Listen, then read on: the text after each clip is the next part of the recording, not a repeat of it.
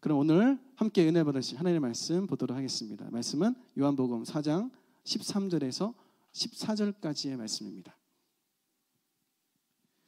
요한복음 4장 13절에서 14절까지의 말씀. 자, 우리 찾았으면 한 목소리 읽겠습니다. 예수께서 대답하여 이르시되 이 물을 마시는 자마다 다시 목마르려니와 내가 주는 물을 마시는 자는 영원히 목마르지 아니하리니 내가 주는 물은 그 속에서 영생하도록 솟아나는 샘물이 되리라. 아멘. 한 주간도 잘 지내셨나요? 우리 옆에 있는 분들하고 한 번 더 인사 나눠봅시다. 참 잘 오셨습니다.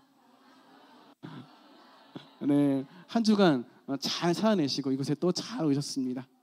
자, 오늘은 함께 읽은 본문 말씀을 근거로 마른 뼈들에게 생수를 이라는 제목으로 함께 나누겠습니다. 한번 따라해 볼까요? 마른 뼈들에게 생수를.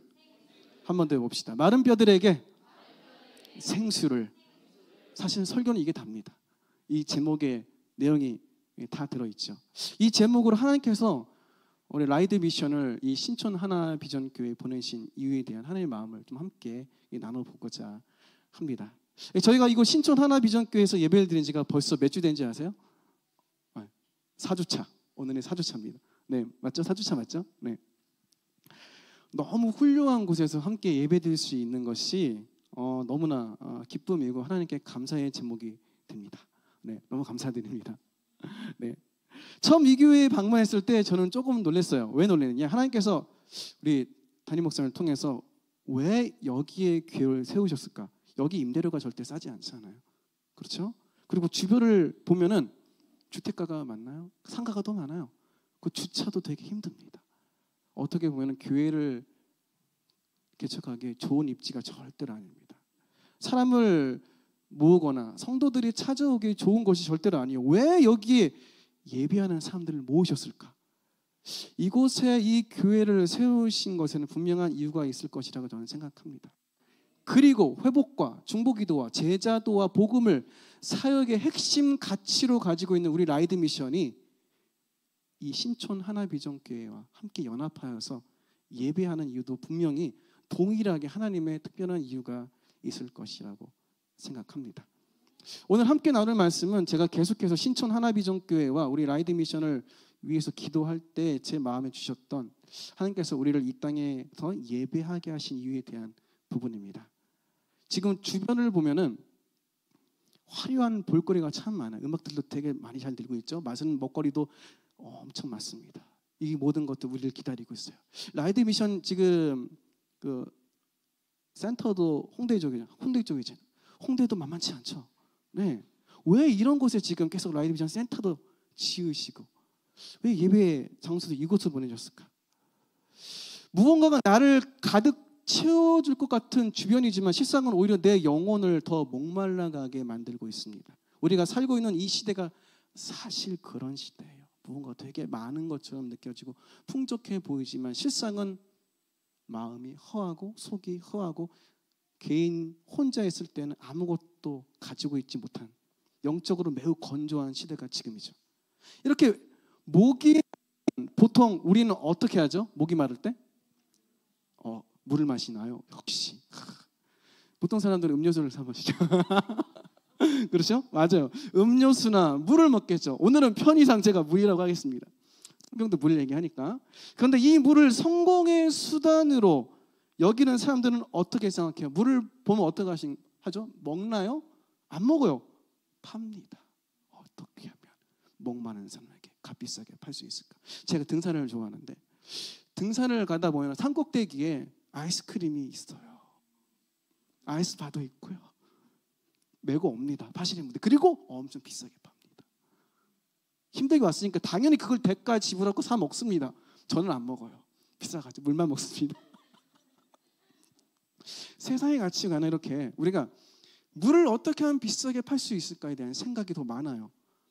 그래서 비싸게 팔려고 합니다. 그래야 돈을 벌 수 있고 그래야 성공할 수 있다고 이렇게 이야기를 하죠. 정작 나는 목이 말라 죽어가고 있는데 그런 상황조차 스스로 인지하지 못하고 있습니다. 물을 많이 팔아서 내가 원하는 돈이든 내가 원하는 이성이든 내가 원하는 물건이든 내가 원하는 그 어떤 것을 내가 소유하게 되면 이제 더는 나는 목이 마르지 않을 거야 라고 생각을 하게 하죠. 이렇게 스스로 각인시키고 스스로 세뇌시킵니다. 오늘 본문인 요한복음 4장에 등장하는 이야기를 보면 그런 사람이 한 명 등장하죠. 요한복음 4장 3절에서 10절 말씀을 보면 유대를 떠나사 다시 갈릴리로 가실세 사마리아를 통과하여야 하겠는지랴.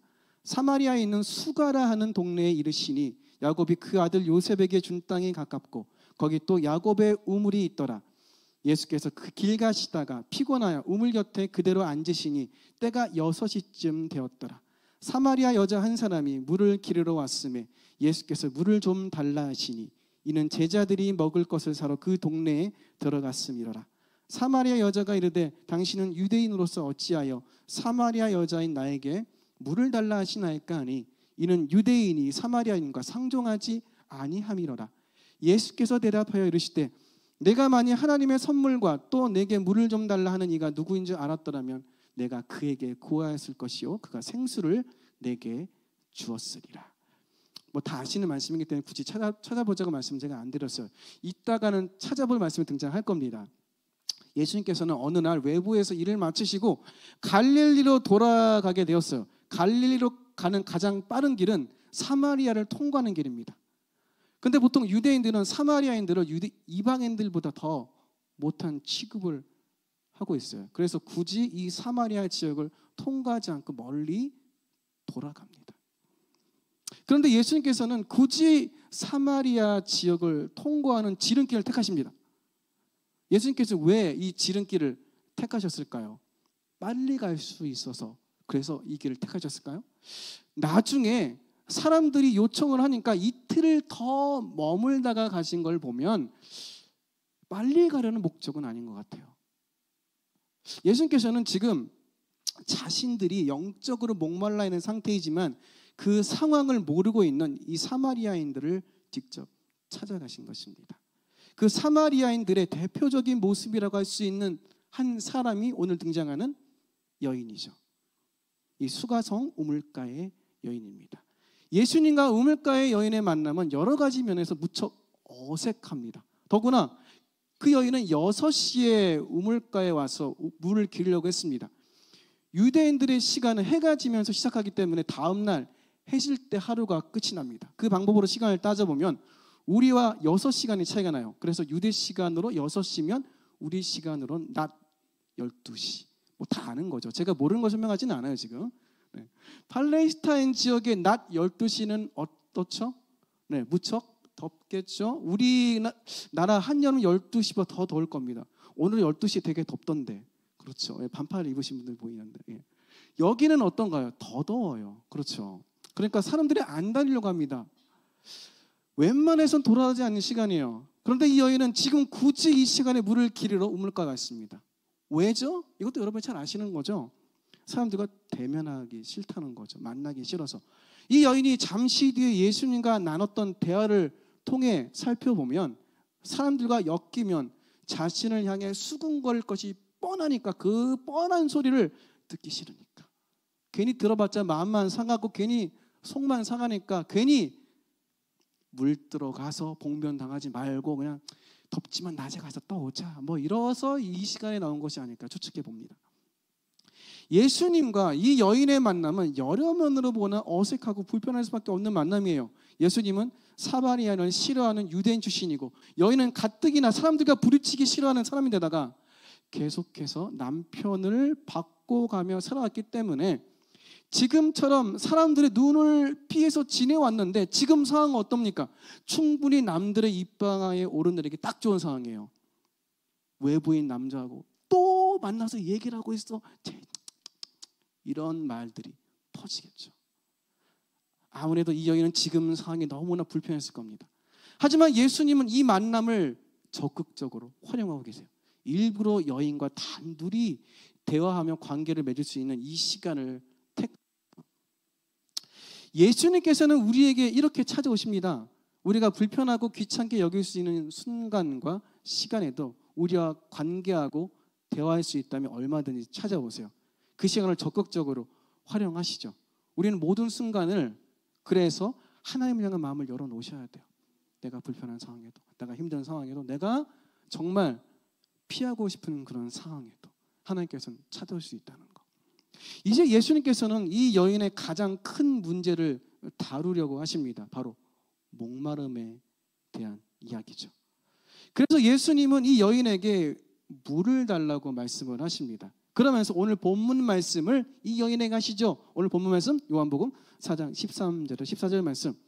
예수께서 대답하여 이르시되 이 물을 마시는 자마다 다시 목마르려니와 내가 주는 물을 마시는 자는 영원히 목마르지 아니하리니 내가 주는 물은 그 속에서 영생하도록 솟아나는 샘물이 되리라.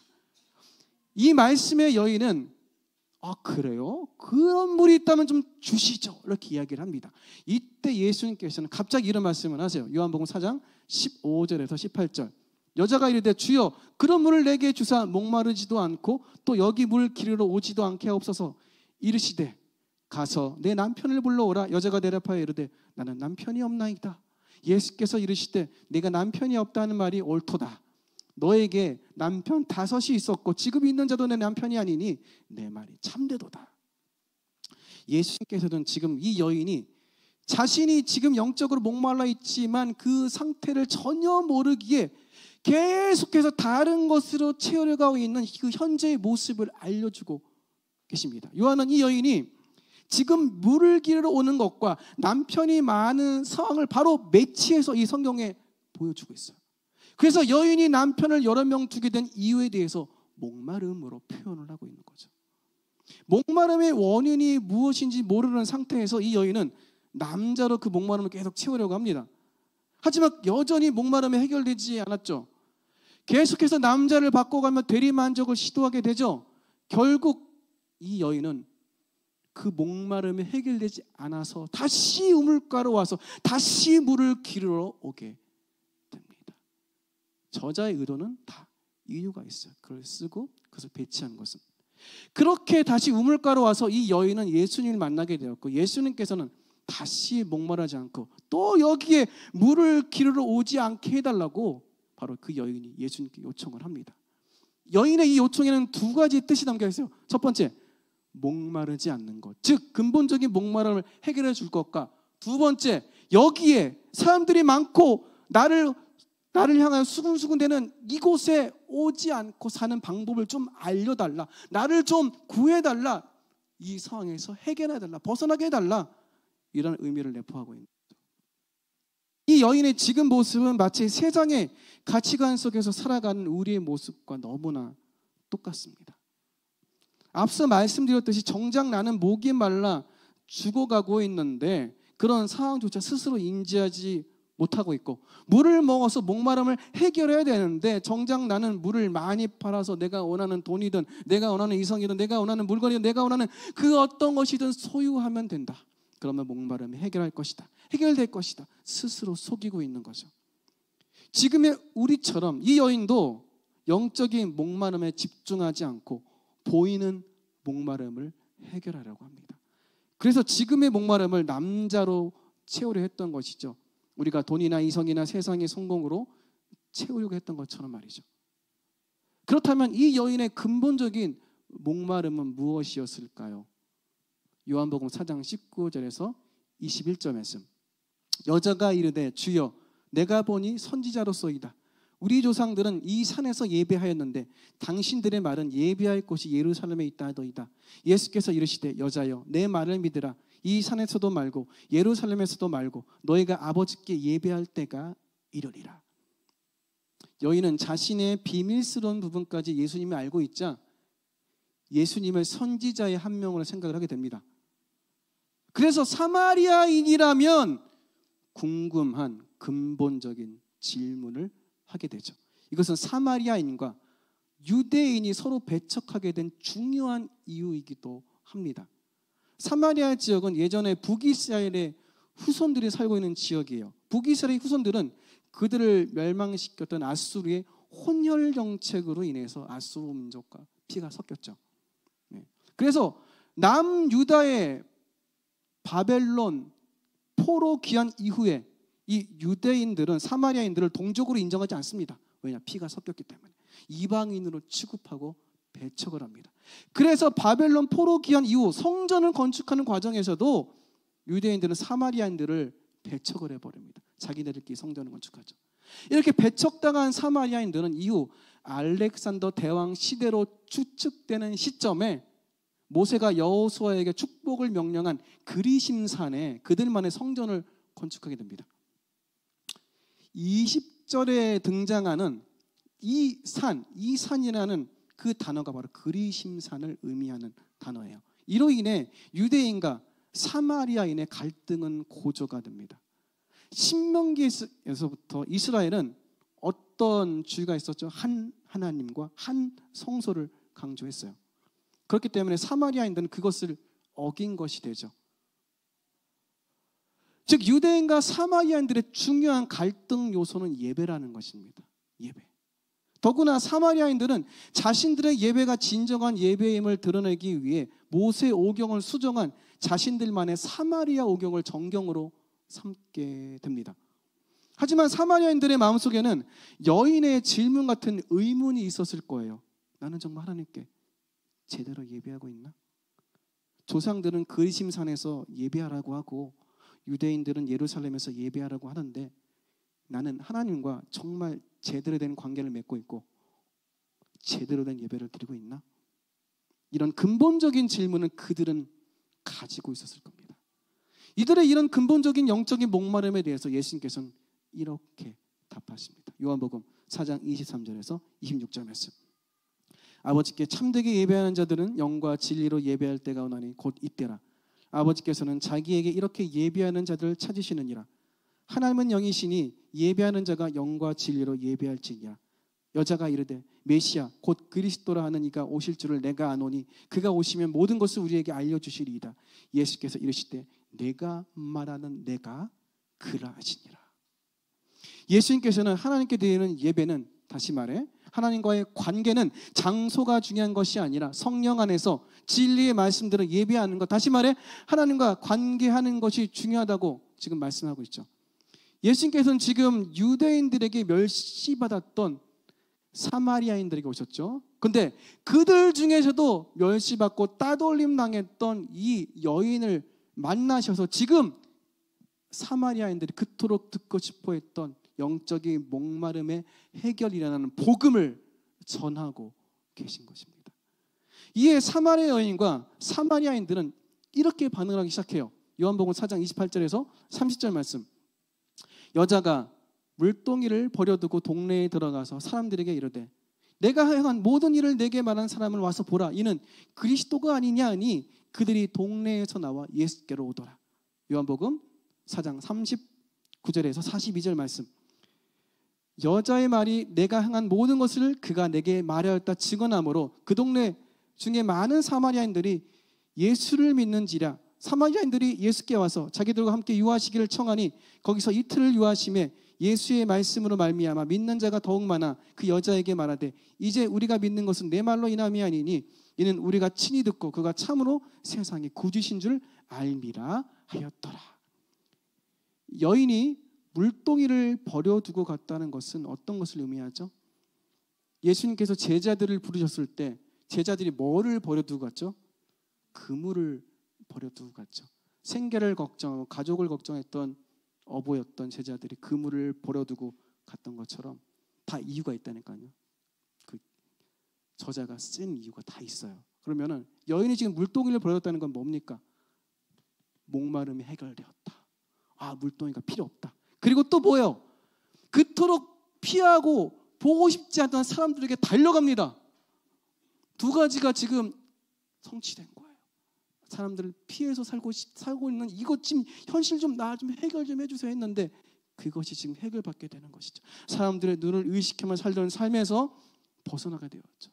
예수님께 요청했던 이 두 가지 요청, 여인의 두 가지 요청을 모두 이루어지게 된 것이었죠. 그런데 이 영적인 목마름은 단지 이 여인의 문제만이 아니었습니다. 사마리아인 모두의 문제였죠. 예수님께서는 자신들이 영적으로 목말라 있는 상태이지만 그 상황을 모르고 있는 사마리아인들의 영적인 목마름을 해결해 주고 있으신 거예요. 그래서 예수님께서는 이곳에서 이틀을 더 머물다가 가신 것이죠. 지금 시대를 살아가는 사람들은 내가 지금 영적으로 목마른지조차 모릅니다. 여인처럼, 사마리아인들처럼 목이 마른 것 같기는 한데 그 이유가 무엇인지 모릅니다. 그래서 사마리아 여인처럼 다른 곳에서 그것을 해결하려고 하죠. 지금 우리가 있는 신촌은 젊은 청년들이 가장 많이 오고 또 가장 많이 모이는 곳이죠. 왜 하나님께서 이곳에 교회를 세우시고 이곳에 우리를 보내셔서 예배하게 하셨을까요?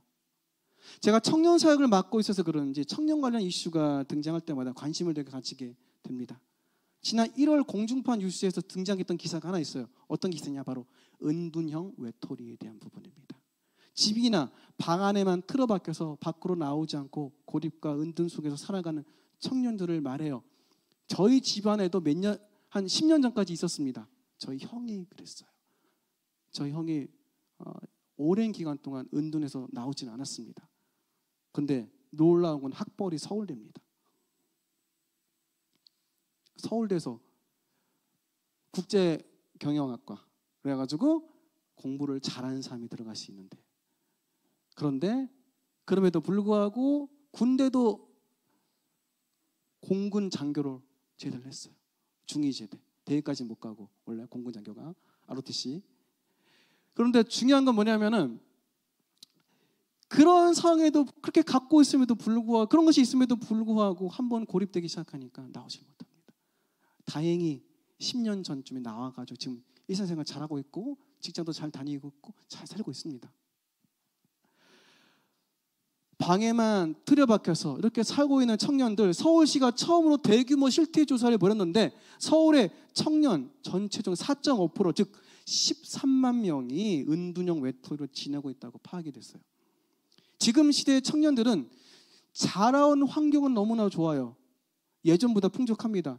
하지만 앞으로 자신이 개척해서 살아갈 환경은 그 어느 시대보다 힘들고 어렵습니다. 예전에는 노력만 하면 무언가가 잘 되기만 했었죠. 지금은 노력해도 잘 되는 시대가 아니에요. 모으기가 더 힘들죠. 물가는 더 오르죠. 일할 수 있는 곳은 더 없죠. 하지만 자라와서 먹던 습관과 입던 습관과 누리던 문화는 그대로야. 근데 이것을 영위하면서 살아가기가 힘들어요. 뭔가를 내려놓아야 되는데 내려놓는 것도 못 배웠어요. 그러니까 얼마나 힘들어요. 청년하고 한번 제가 이런 얘기를 했어요. 어느 곳에서 청년 저축으로 한 달에 70씩 계속 모으면은 얼마 정도 모으면은 정부에서 얼마큼 지원해 주는 게 있다고 하더라고요. 그런데 70씩 모으기 쉽겠다 생각했는데 못 모은대요, 자기는. 왜냐? 맨날 쓰던 게 있는데 이걸 여기서 어떻게 빼냐고. 그래? 나는 무지질로도 살 수 있는데, 지출 없이도 살 수 있는데. 세대가 다른 거죠, 세대가. 근데 놀랍게도 그 친구는 30대 초반입니다. 그런데도 그래요. 세상의 기준으로 성공하고 잘 나가는 사람도 물론 있지만 이 청년들은 평범한 사람들이나 그 이하의 사람들이 오히려 더 많습니다. 그렇게 힘들고 목이 마를 때 이들은 은둔형 외톨이로 세상에 숨어버리거나 오히려 세상의 방법대로 성공과 돈과 지위와 이성을 찾으며 그 속에서 그 해결점을 찾으려고 노력해요. 청소년들은 어떤가요? 요즘 청소년 관련 이슈 중에 가장 핫한 이슈가 뭔지 아세요? 마약입니다. 마약 섞인 음료수를 무작위로 청소년들에게 공급한 사람들의 이야기를 들어보셨을 거예요.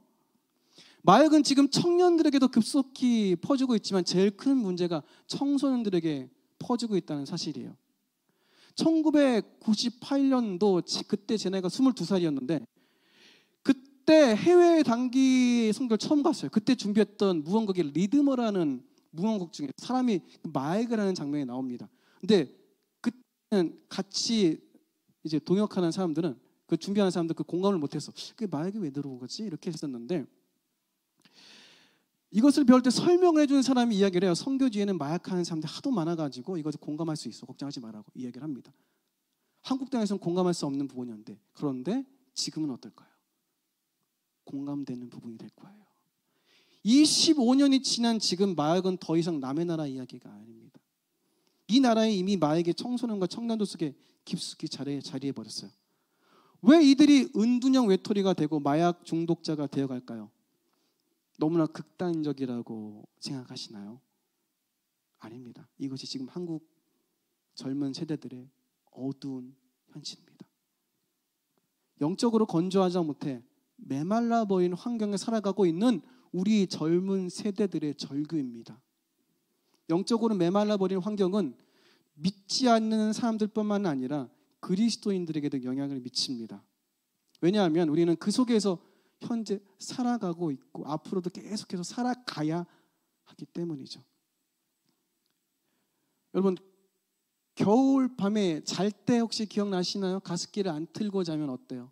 다음 날 아침에 건조해서 목이 텁텁하죠. 목이 아프죠. 그런 것을 많이 경험해 보셨을 겁니다. 목이 아프고 텁텁한 이유는 내가 건조한 곳에 있었기 때문이에요. 그리고 잠을 잤기 때문이죠. 동일하게 그리스도인들도 영적으로 메마른 환경에 계속해서 살기 때문에 우리는 목마름을 경험할 수밖에 없고 목이 마를 수밖에 없습니다. 이 환경에서 벗어나지 않는 한. 하지만 그리스도인들 중에서 내 영혼이 메말라가고 있다는 것을 모르는 사람이 많아요. 인식을 못하고 있습니다. 왜죠?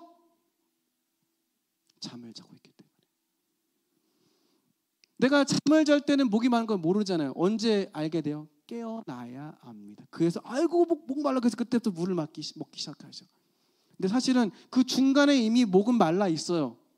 그런데 안 깨었기 때문에 모를 뿐이죠. 건조한 곳에 잠을 자고 있는 상태가 우리는 계속되고 있어요. 그런데 깨어나야 목마른 것을 알고 그때서야 물을 찾을 수 있는데 내 영혼이 자고 있으면 내가 얼마나 목이 말라 있는지 모릅니다. 여러분 어떠세요? 영적인 갈급함을 매일 느끼시나요? 아니 오늘 그냥 예배를 드리면 되고 그냥 오늘 그냥 왔다 가면 되는 거고 매일 주일 예배 지키면 되는 거야 라고 그냥 일상적으로 하나님을 만나십니까? 아니면 얼마만큼 갈급함으로 하나님을 만나십니까? 매일의 갈급함이 없다면 여러분은 지금 영적인 목마름을 못 느끼고 있다는 거죠. 내 영혼이 자고 있다는 것. 하나님을 늘 갈망하고 계신가요? 그 목마름을 날마다 느끼고 계신가요? 잠을 자고 있으면 느낄 수가 없습니다. 우리가 먼저 그래서 깨어나야 돼요. 그리스도인 우리가 잠에서 먼저 깨어나야 됩니다. 우리가 자고 있으면 하나님께서 우리를 통해 잠자고 있는 이 시대의 청소년과 청년들을 깨울 수가 없습니다. 메마른 뼈가 되어가고 있는 이 시대의 청소년과 청년들을 다시 살릴 수가 없습니다. 에스겔은 남유다가 바벨론에 의해 멸망당한 후에 포로로 끌려갔던 포로 시대의 포로 중 한 명이었어요.